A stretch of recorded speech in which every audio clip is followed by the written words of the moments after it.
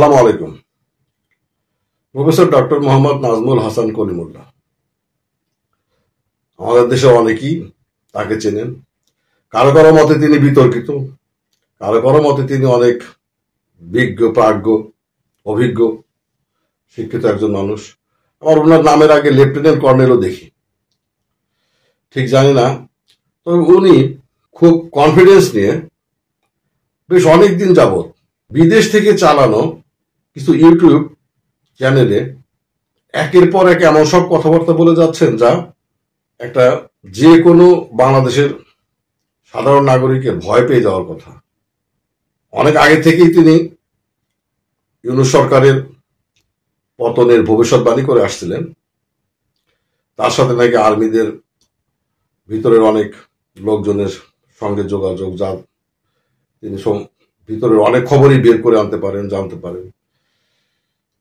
তিনি একটা সামরিক কুর বিষয়ে বেশ কিছুদিন বলছেন, বিশেষ করে এই লাস্ট সেনাবাহিনীর সাথে ডক্টর মোহাম্মদ ইউনূসের যে একটা সমস্যা ক্রিয়েট হলো, তার থেকে বা তার কিছুদিন আগে থেকেই বলে আসছিলেন। বিষয়টা হচ্ছে, আবার ইনি এটা বলছেন যে অবশ্যম্ভাবী ইউনূস সরকারের পতন হতে যাচ্ছে এবং সেনাবাহিনী সরাসরি ক্ষমতা না নিলেও 111-এর মতো সেনা সমর্থিত সরকার আসতেইছে এবং আসবে।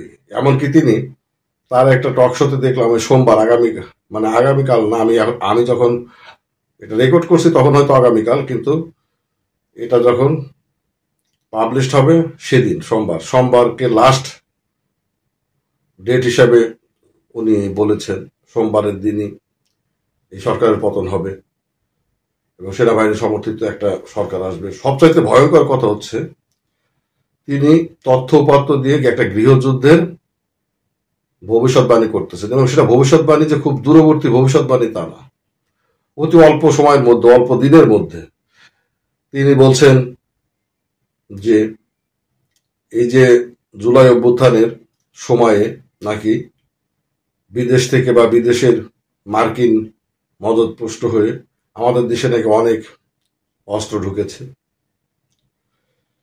তিনি নাকি একটা জরিপ চালিয়েছিলেন, 5 লাখ অস্ত্র ঢুকেছে, এরকম কথাও আছে।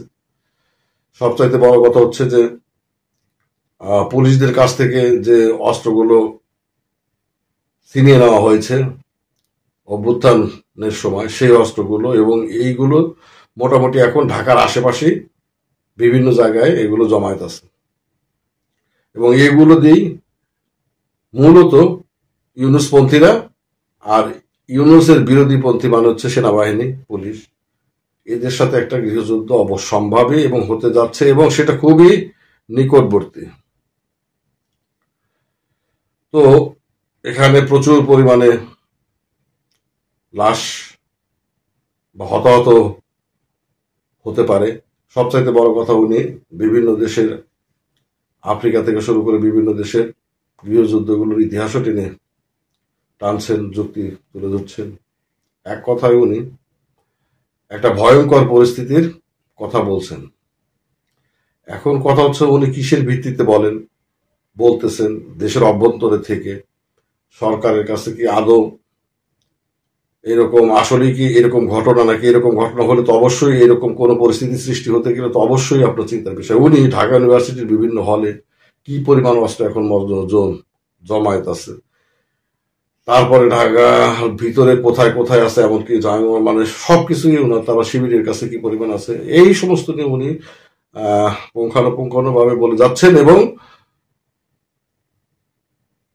গৃহযুদ্ধটা অবশ্যম্ভাবী বলতেছেন। বিশেষ করে এখন যেরকম প্রশাসনে অস্থিরতা চলতেছে, কর্মবিরতি চলতেছে, তারপরে গার্মেন্টসে কর্মবিরতি, তারপরে পোর্টে কর্মবিরতি।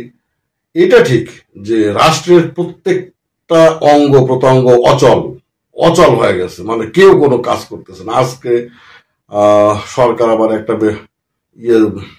জারি করছে, যারা সরকারি চাকরি করে তাদের একটা বিধিবিধান, তাদেরকে কথা না শুনলে তাদের স্যাক করা যাবে, ইত্যাদি ইত্যাদি। সবকিছু নিয়ে একটা অসন্তোষ, কোথাও কোনো কাজ হচ্ছে না। কাজের মধ্যে কাজ হচ্ছে শুধু যমুনাতে কিছু পার্টিগুলোর সাথে মিটিং, বিএনপির সাথে মিটিং এর ফলাফলের উপর কোনো আস্থা রাখা যায় না, বা বিএনপি আগে যা বলেছেন এখনো সে কথাই বলে আসতেছেন। সবচাইতে বড় কথা, বিএনপি ছাড়া বাকি যে দলগুলো, জামাত ছাড়া আর বিএনপি ছাড়া বাকি দলগুলোকে ধরার মধ্যে রাখা উচিত না। এনসিপি তো বর্তমানে জানেন তাদের কি অবস্থা। এই সকল দিক থেকে বিবেচনা করলে দেশটা খুব ভালো অবস্থানে আছে তা না। তবে গৃহযুদ্ধ বিষয়টা কিন্তু আলাদা, গৃহযুদ্ধ বিষয়টা টোটালি আলাদা। গৃহযুদ্ধ করার মতো ছেলে পেলে, গৃহযুদ্ধ সাধারণত ডাক দেয় বা নাম দেয় বা যাই করে সেটা হচ্ছে ইয়াং জেনারেশন বা ছাত্ররা। আদতে ছাত্ররাও তো এখন ওইভাবে একাট্টা নেই। আর ইউনূস মহোদয়ের জন্য ছাত্ররা এইভাবে বা এনসিপির নেতৃত্বে নেমে আসবে কিনা সেটা নিয়ে যথেষ্ট সন্দেহ আছে। তাহলে গৃহযুদ্ধটা কিভাবে হতে পারে সরকারের পতন হতে পারে, যে কোনো ভাবেই হতে পারে। সেনাবাহিনী সমর্থন তুলে নিলে একটা সরকারের পতন হয়ে যায়, সেটা বিষয় না। কিন্তু কথা হচ্ছে গৃহযুদ্ধটা হচ্ছে অত্যন্ত বাজে একটা বিষয়, যা আমাদেরকে সেই ইথিওপিয়ার মতো, গাজার মতো থেকে শুরু করে আমাদেরকে এমনকি গৃহযুদ্ধের সাথে দুর্ভিক্ষের বিষয় অঙ্গাঙ্গিভাবে যুক্ত থাকে। তো সেই রকম পরিস্থিতিতে আদৌ আমরা আছি কিনা, নাকি এগুলো অপ্রপাগান্ডা। হ্যাঁ, কিছু মানুষ আছে যাদের কিছু আশা আকাঙ্ক্ষা ছিল ইন্টারিম গভর্নমেন্টের উপদেষ্টা হওয়ার, তাদের আশাভঙ্গ হওয়াতে তারা নানাবিধ কথাবার্তা বলেছেন। কলিমুল্লাহ সাহেব কি তার মধ্যে পড়েন কিনা সেটাও আমি ঠিক মতো জানি না, তবে অনেকেই আছেন। জিনিসটা ভাবার বিষয়। সবচাইতে বড় কথা হচ্ছে জিনিসটা সত্য না হলে ওনাকে আইনের আওতায় নিয়ে এসে জিজ্ঞাসাবাদ করা দরকার। আর যদি সত্যতা থেকে থাকে তাহলে প্রতিরোধে ব্যবস্থা কি হওয়া উচিত সরকারের সেটা জানানো উচিত। খোদা হাফেজ।